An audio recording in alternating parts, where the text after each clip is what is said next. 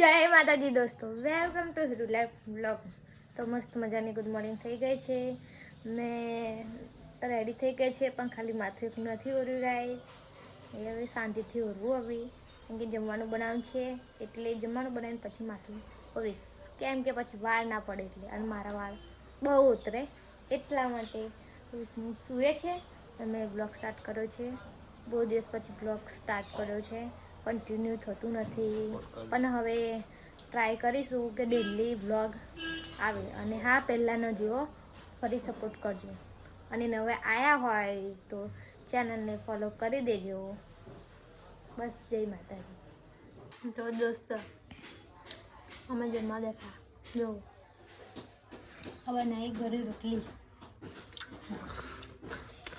છે ને, આપણે ગોળ રોટલી બનાવતા આવડા બરી જાય થોડી કે તો, કારણ કે અમારે ગેસ પૂરો થઈ ગયો એટલે ચૂલા પર બનાવી. જુઓ, અને એના જોડે મેં હતો ને કહું, હવે શું ખાઈ દે બે બતાવો. એમાં થોડુંક મીઠું અને મરચું થોડુંક નાખ્યું અને મેં ખાઉં છું થોડું. તમારે બી ખાવું હોય તો ચાલો. ઘરે રોટલી જોડે દહીં અને અથોનું ઝાડું અને છાશ. બરાબર, તમે જમી લઈએ પછી આપણે મળીશું.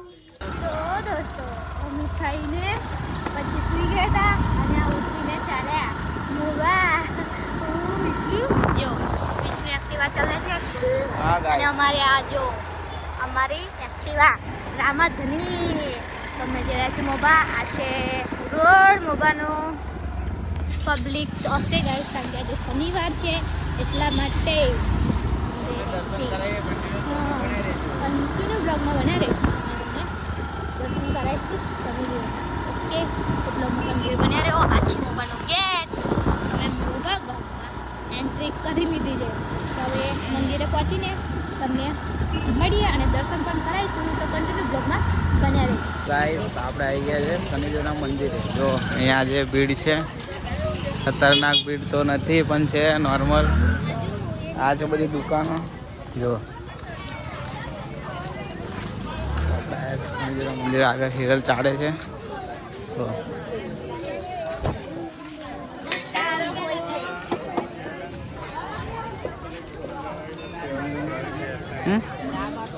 લીધી જ છે ને. યસ, મને બ્લોગમાં આવવું પડે. હા, આજે શનિદેવનું મંદિર જો. આજે થોડી ઓછી પબ્લિક છે એવું લાગે છે. હા હા, દર્શન કરી. कवचम प्रतिवारण तथा देवोपघातनाम शांतिर्भवति वारणम। अर्थात जैसे शस्त्र के प्रहार से चर्म अथवा धातु का बना हुआ कवच। शास्त्रों में श्री शिव जी को पंचमुखी कहा गया है। उपासना पद्धति में श्री शिव जी की पंचवक्त्र पूजा का भी विधान